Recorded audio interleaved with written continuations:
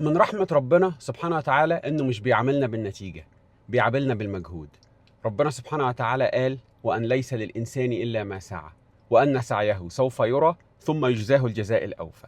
يعني ربنا سبحانه وتعالى من رحمته بينا إنه مش بيبص للنتيجة، بيبص للمجهود اللي أنت عملته. كلنا شفنا الماتش واتضايقنا ودمنا اتحرق وزعلنا. طب نتعلم من اللي حصل ده في حياتنا إزاي ونعلم عيالنا إيه؟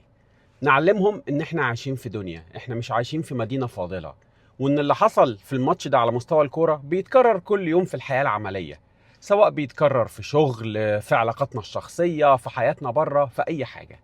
طيب اللي نتعلمه هنا ان احنا نثق في ربنا سبحانه وتعالى، ونبقى بنعمل المجهود وعارفين ان ربنا شايفه هو اللي هيجازينا عليه، ونقوم ونكمل.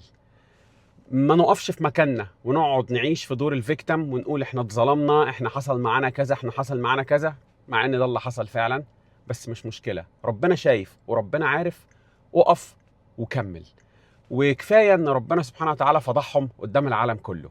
وبصراحة اللعيبة بتاعتنا ورونا ريزيليانس رهيبة، قوة تحمل، وفضلوا يكملوا لحد آخر ثانية في الماتش. ولولا اللي بيحصل ده، ولولا الحاجات الانفير اللي بتحصل والغير عادله معانا او مع الناس عموما في الدنيا، ما كانش العدل هيبقى ليه قيمه. فهو بتحصل الحاجه الوحشه عشان تعرف بيها قيمه العدل وقيمه الحاجات الحلوه وتترسخ في المجتمع.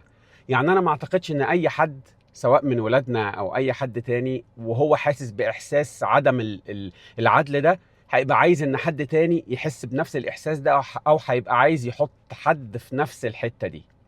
ف ثق في ربنا، كمل، اعمل اللي عليك، ربنا شايفك وهو اللي هيجازيك عليه الجزاء الأوفى.